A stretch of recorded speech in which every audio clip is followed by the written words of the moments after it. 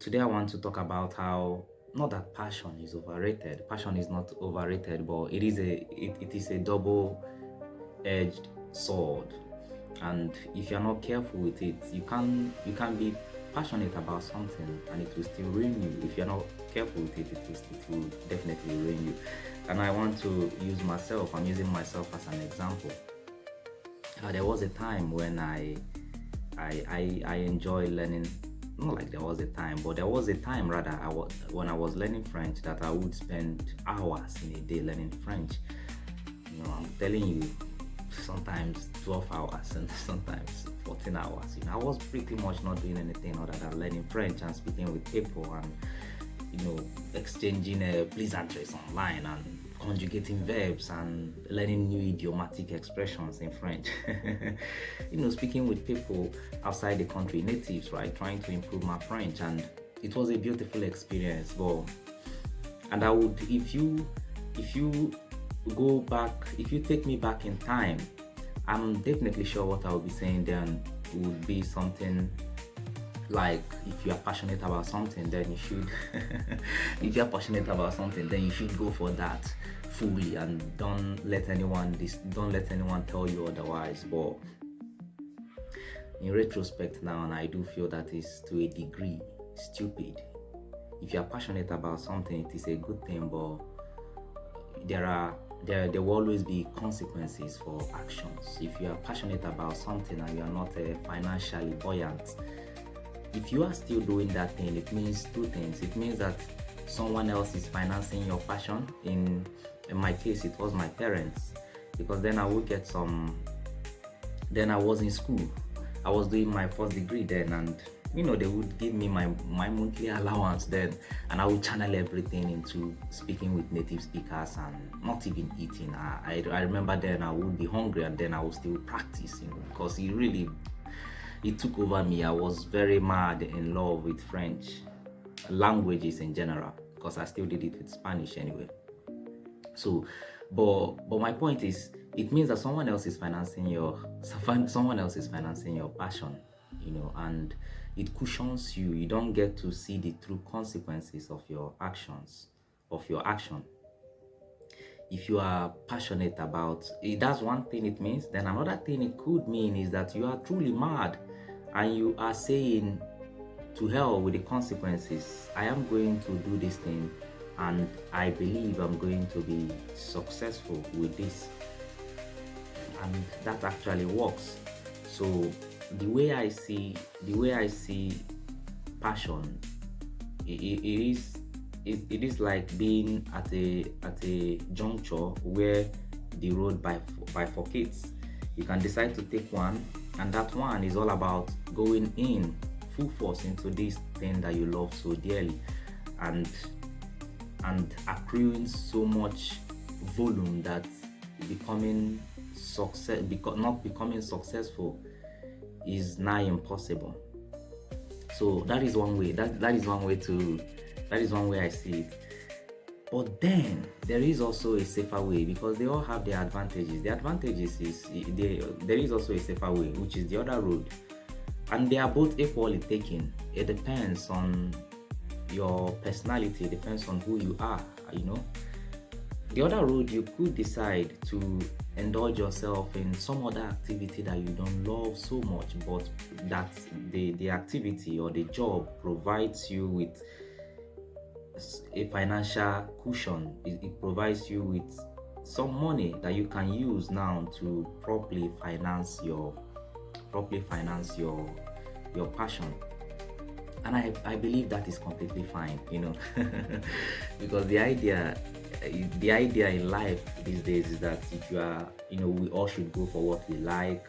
And if you're not doing what you like all the time, people tend to view you less, and people tend to not regard you as much. They feel you're not really living up to your potential. But I'm a practical man. I'm quite pragmatic. I'm very pragmatic, and especially with life and my decisions. So in my case, I don't hate medicine. It mustn't be medicine anyway, but I'm going to paint a picture for you. I don't hate medicine, and when I one of the reasons why I came and I became a doctor is because one of the reasons, not the only reason, but one of the reasons is because I want to have some level of financial cushion in case I don't in case this language thing doesn't work out. In case this language thing doesn't work out. So I told myself, man, because to a degree, when I finished secondary school, the course I wanted to study was medicine, but I couldn't get it, and a couple of things happened that led me to study microbiology, right? And then I had to finish it before coming back to medicine. So my point is, one of the reasons why I've always wanted to come back to medicine, come back to school for medicine, but one of the reasons that really pushed me to really delve into it and lock in was the love I have for languages. I told myself I really want to learn these languages, but I had a reality check. My dad, I love that man. We all love our dads, right? I love that man to death. So there was a time when I was done with my first degree, and I stopped receiving any money, and then I was still learning French, and then all of a sudden I couldn't practice with the people I couldn't practice with the natives. The friends I had then I had and I still have in France. I could no longer practice with them because the money is cut off. How do you subscribe? How do you make online calls? All these things led to a reality. I apologize. All these things led to a reality check, and I told myself, well, I love this. I love learning languages so much, but what happens when my parents are not there? These are tough decisions you should have with yourself. What happens when my parents are not there to to fund me, to cushion me? What happens when it's time to get married? And you are not married because you don't have the finance, but you are still pursuing your passion. What happens if you don't really succeed in this? And you could make the argument that if that I'm not locking in. That's one argument you can throw at me. Hey, the fact that you are asking these questions means you're not truly locked in. If you truly lock in, you will not be asking these questions. But I was locked in, and that is not the case. It is the reality of the country for one to be pragmatic and to be realistic.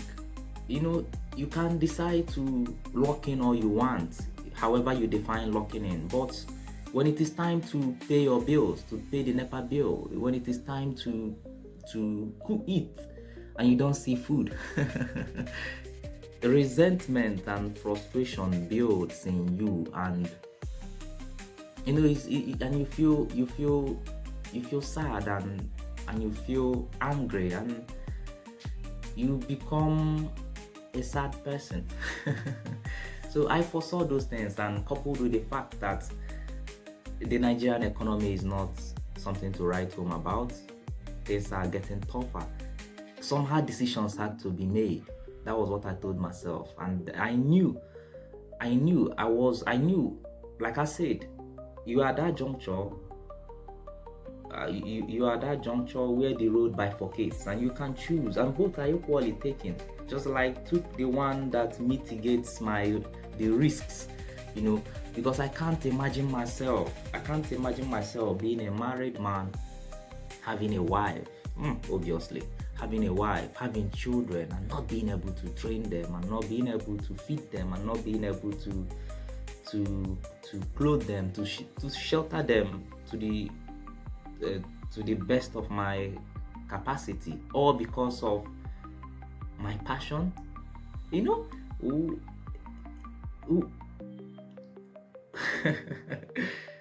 All because of my passion. And at some point in life, at least to me, at some point in life, once I marry and I have children, whatever passion I have takes the back seat. That's what I know. Whatever passion I have takes the back seat. And then my priority, obviously, for people, for any person, for any man, becomes your children and taking care of them. So what happens when that fuel, what happens if I take this road, the road where I just don't give a damn about mitigating the risk, and I go with the crowd mentality of focusing on your passion and closing your eyes and locking in. What happens when you don't make it until say 35? And there you really know you have to get married. Because I'm a family man. I'm a family man. I believe in family a lot. I believe in, as everyone should, And I believe the best gift in life is having children, and the best gift in life is finding someone who you love, and someone who loves you, and and getting married. So just a side note, I don't subscribe to these some of these rants online about women being I don't subscribe to these rants online degrading women, degrading men, and exchanging unnecessary words online. I still believe in family. I still believe in marriage. I believe every man should get married. That what makes you a man. Obviously, if you're single, you're still a man, but that's what defines you. When you start taking responsibility, when you know that you have children and you have to cater for them, and you have a wife and you have to cater for them. So I'm pushing. I know I deviated, so sorry about that. So back to what I was saying. So what happens when obviously my passion is no longer at the forefront, and is no longer at the forefront, it's no longer at the vanguard, and now is my priority is my family. What happens? What happens if I don't? There are so many ifs. So I believe sometimes passion is overrated. I believe it is right for one to you come to, and it is growth. You realize these things the older you get. At some point you will realize that passion is good, but you have to do certain things first for you to be able to indulge in your passion. So I'm not going to, obviously I've not said that anyway, but I'm not going to tell you that passion is bad.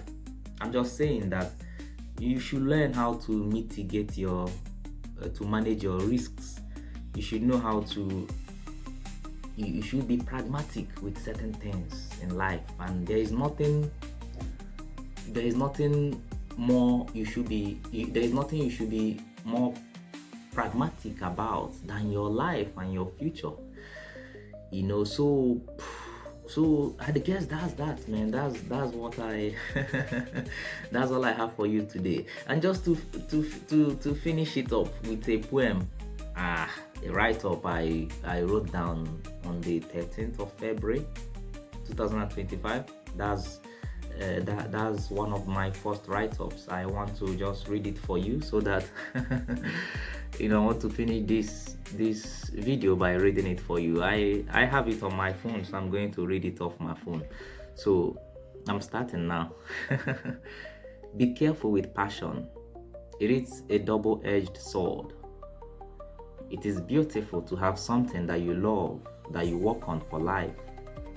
One edge of the sword, if you are lucky and it is unsheathed to the world, will bring to your feet everything good about life. Good health, money, happiness, family. If you're unlucky and the sword is unsheathed against you, you can cut yourself regularly over a lifetime, bringing nothing but satisfaction in misery, a family that is frustrated, destitution, and poor health.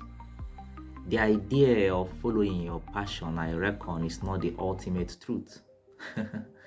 Sometimes it is wiser to financially stabilize yourself in some way you don't enjoy completely before you can explore that passion you so love deeply. So I that's the end. That's the end of the poem, and I hope you find meaning in it, and I hope I have been able to communicate my my opinion across. Thank you.